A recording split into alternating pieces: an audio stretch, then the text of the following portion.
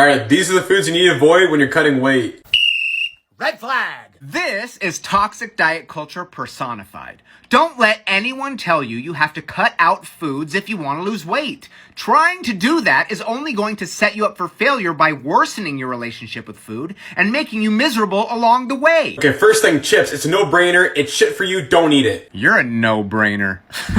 No food is shit for you. Chips are a sometimes food, not an always food, but a small serving next to a sandwich, harmless. And a small serving on a sandwich, delicious. Second thing, don't eat white bread. It's crap for you when you're cutting weight. You keep referring to foods as shit and crap. I think you're projecting your terrible relationship with food onto your viewers. It's true that whole grain breads do have more fiber than their white bread counterparts, but that doesn't mean white bread needs to universally be avoided.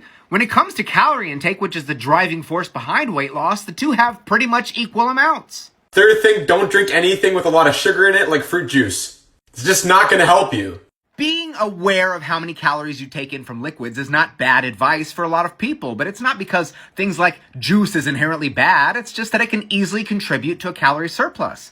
But if you have a small glass of OJ with your breakfast and you account for those calories, it's fine, and it's a great source of vitamins and minerals. And lastly, desserts like brownies, ice cream, or any of that, cut that shit out of your diet. This is probably the least helpful piece of advice on this list. If giving up dessert is the only way I'm going to lose weight, I'm sorry. That's just not a sacrifice I'm willing to make. Overly restrictive guidelines like forbidding dessert only creates more temptation. You might be able to fend off cravings for a few days or weeks, but ignoring them is only going to make them worse. And what happens when you finally do give in? You overindulge and you derail all of your good intentions.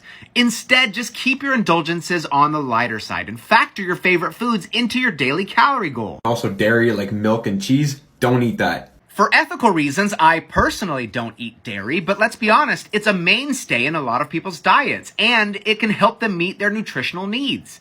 Milk, cheese, yogurt, these can all be good sources of dietary fats and protein. If you're lactose intolerant, you might want to think about substitutions. There's plenty of them. But if it doesn't upset your tum-tum from a purely nutritional standpoint, there's really no reason to give it up. We've got to stop demonizing food. You can eat what you like and what you want in moderation and still see results.